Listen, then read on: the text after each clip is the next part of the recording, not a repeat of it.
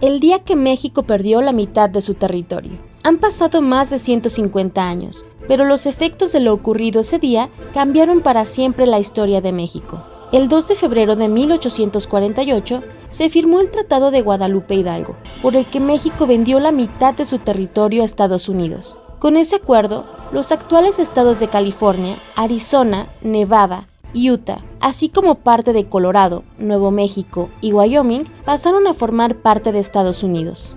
México fue obligado a ceder a Estados Unidos 2.400.000 kilómetros cuadrados, poco más de la mitad de su territorio, a cambio de 15 millones de pesos. La historia de esa pérdida fue solo el punto final de una serie de problemas relacionados con el abandono de los territorios del norte de México, tras la independencia del país y los constantes conflictos políticos que sumieron a la nación en un caos. Tras su independencia de España en 1821, México poseía casi 4 millones de kilómetros cuadrados, pero los 11 años de guerra que desembocaron en su independencia dejaron al país desgastado y empobrecido. Y como la región del norte estaba muy despoblada para mejorar su economía, México vendió tierras y promovió allí el asentamiento de colonos inmigrantes. Además, que estos territorios se encontraban bajo amenaza constante por parte de tribus nativas, sobre todo de los comanches, por lo que poblarlos era una forma también de protegerlos de estos ataques. Pero a partir de 1830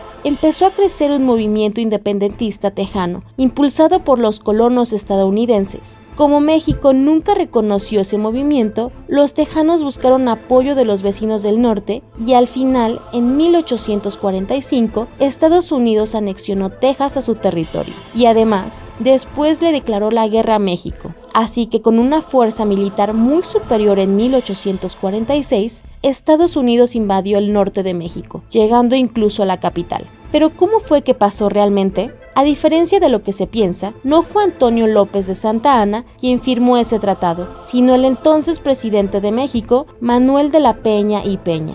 El presidente de la Peña no hizo público el tratado hasta la nueva reunión del Congreso mexicano el 7 de mayo de 1848. La tragedia ya era inevitable.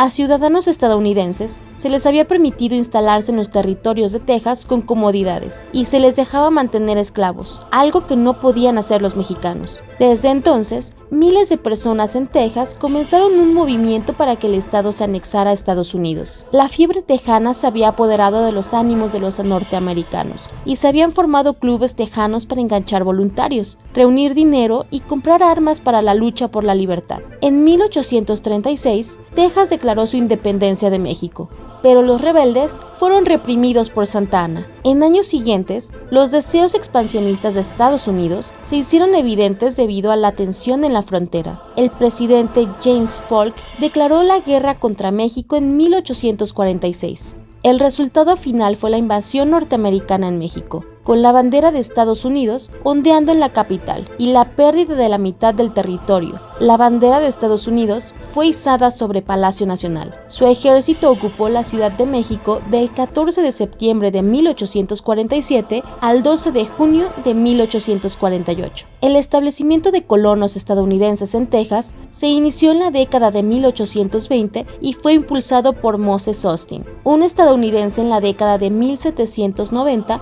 había emigrado al suroeste de Missouri, que entonces era parte de la Luisiana española. En enero de 1821, Moses obtuvo la autorización por parte de las autoridades españolas para crear esa colonia en Texas, pero murió poco después, por lo que esa tarea quedó en manos de su hijo Stephen Fuller Austin, a quien conocen en Estados Unidos como el padre de Texas. Entre 1821 y 1823, Austin estuvo publicando avisos en la prensa del sur de Estados Unidos buscando familias interesadas en establecerse en su colonia. El principal atractivo, la posibilidad de obtener grandes cantidades de tierra a un precio que equivalía a una décima parte de lo que costaban en Estados Unidos. La ley de colonización establecía que los agricultores recibirían en torno a 0.7 kilómetros cuadrados de tierra, mientras que los ganaderos conseguirían casi 18 kilómetros cuadrados, lo que hizo que la mayor parte de los colonos se hicieran pasar por ganaderos, aunque no lo fueran. Después de traer a las primeras 300 familias, Stephen Austin recibió autorización de las autoridades mexicanas para fundar otras 4 colonias. En total, llegó a traer a Texas a unas 1000 familias. México era un país antiesclavista prácticamente desde 1820, así que a partir de 1821, las autoridades mexicanas hicieron varios intentos para acabar definitivamente con la esclavitud en ese país y en Texas, lo que generó gran preocupación entre los colonos anglo-estadounidenses, quienes repetidamente lograban sortear esas medidas consiguiendo quedar exentos o inventando nuevas figuras como la de los sirvientes sin pago, que estaban atados a contratos de trabajo de por vida. Tensiones entre los colonos anglo-estadounidenses y el gobierno de México crecerían notablemente a partir de 1830, cuando el gobierno mexicano aprobó una ley que prohibía la llegada de más inmigración a Texas. La norma estaba basada en recomendaciones hechas por el general José Manuel Mier y Terán, quien después de hacer un recorrido por Texas quedó alarmado al constatar que el número de colonos superaba con creces a los mexicanos, por lo que recomendó cerrar las fronteras de ese estado a los estadounidenses, impulsar la llegada de más población europea y mexicana y prohibir la esclavitud, entre otras medidas. Este tipo de medidas fueron motivo de protesta y preocupación entre los colonos que desde al menos 1826 habían protagonizado revueltas intermitentes en contra del Estado mexicano.